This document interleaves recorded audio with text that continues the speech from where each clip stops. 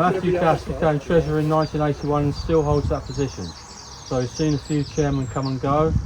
There was Ray Sharp, followed by Ray Wilcox, that's Stuart's dad, Craven Taylor, and then me.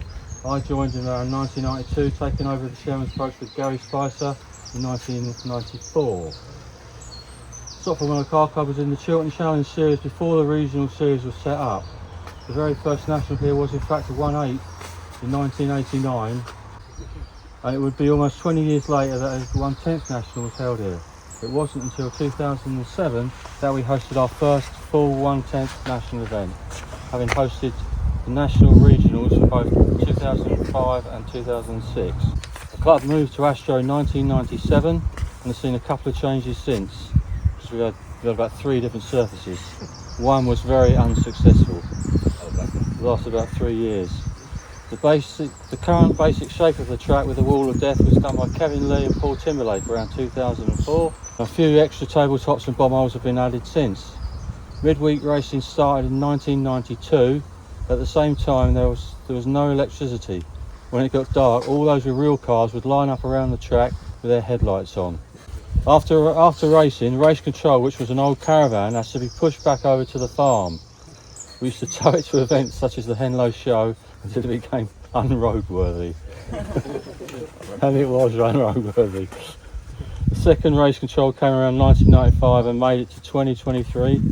The current race control is the third, which Jason sorted. Electricity came in the form of a big diesel generator in 1993, which will always be remembered for the cry from David Foster of "the shed's on fire." No, really, it is on fire. Some years later, Gary and myself installed a cable from the farm.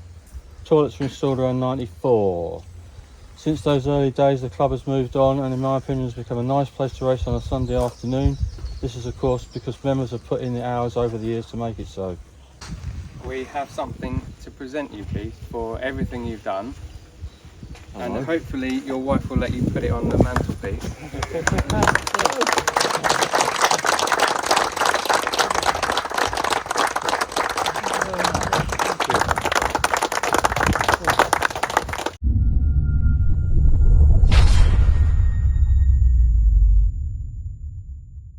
The big wig.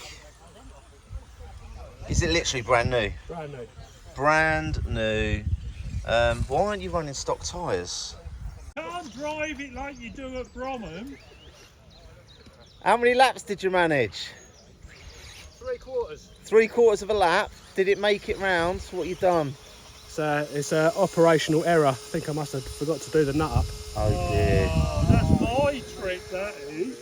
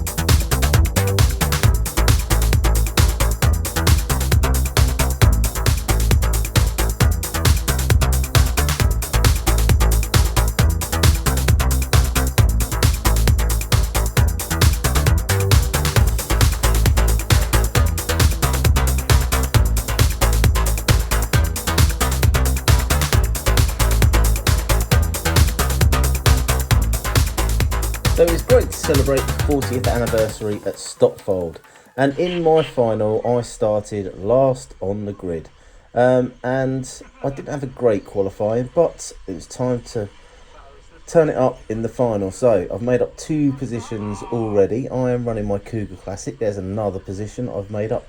I'm actually sitting in 3rd place now. We've got Mark out in front with his Cougar Classic, and I am there in 3rd with the Yeti, Tinkerbell Yeti, hot on my heels, running his Cougar Works too. He is a bit quicker, so I let him have the inside there. But yeah, the car was great fun to run around this track. I really enjoy the way these vintage cars run. The day itself was brilliant. We had 2-wheel drive and 4-wheel drive vintage, and then there was also 2-wheel drive mods. But here I am with my Cougar Classic. It has now got big bore shocks on, and it is now brushless. So the whole idea of sticking to the 15-turn brushed motor and stock shocks and everything, as great as it was, it just was not competitive, because pretty much everyone else is souping up their cars. And the fact that I really enjoy driving the car, I want to give myself a slightly better chance of doing well, so I have decided to spend a little bit of money and make the car better. But as you can see from here, the car's going around okay. I haven't got the same level of pace as the 3 cars out in front of me, and in fact one of the cars behind me, which is hunting me down. It didn't have a very good first lap. I am running a 10.5 brushless system in this, but I have not cranked anything up. I am running pretty much blinky mode, to be fair, so there's no punch, there's no turbo. In terms of the track, as you probably noticed, the left hand side of the track as we look at it is lush green, brand new Astro, whereas this corner that I've just come out of now is the old stuff. Now the new green is really nice to drive on, great grip, and I really like the layout that they've gone with. This section I'm coming into here, dropping down and then into that inside berm, was a particularly challenging part. If you got it right, you could hold the really tight line and sit in the berm. If you got it wrong though, and you went a little bit wide, what happened is you ended up sort of popping to the outside of the berm, which then is an off camber turn. It just pushes you out and you tend to roll. But equally, as you see here, if you come round and get the inside, if you turn in too much, because it's a bank turn, it will actually pull you into that pipe. So there was a real fine line to hold that and get it nice and smooth. And then as for these last 2 turns, again, they're turns on top of the tabletops, which made for a slightly more challenging afternoon. And that's what I like about the Stotfold track, more than many of the tracks I've run at, is the undulations. It was super bumpy, lumps and bumps, wall rides, off camber turns. It's fantastic. Had such a great time running this Cougar. As you can see, I have a car hunting me down from behind here. Now we're quite a few minutes into the race, and at this point I was thinking I'm about to get lapped because of the pace he was coming, so I've gone a little bit wide there, let him through.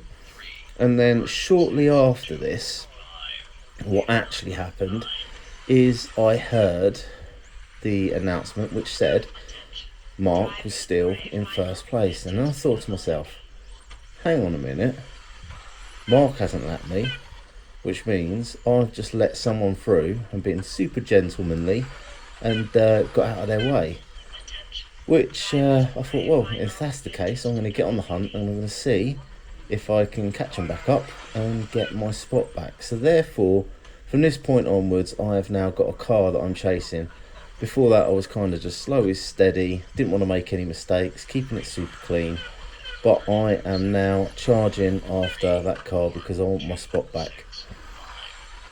In terms of racing, it wasn't the closest race I've ever had. I kind of had a bit of clear track, didn't make too many mistakes, kept it pretty clean. As you can see here, I'm back on their heels, so one mistake and that position could be back in my hands, but not sure I'm going to get the chance. And that is the final lap, so I missed out by less than a second. But a fantastic day at Stotfold Model Car Club.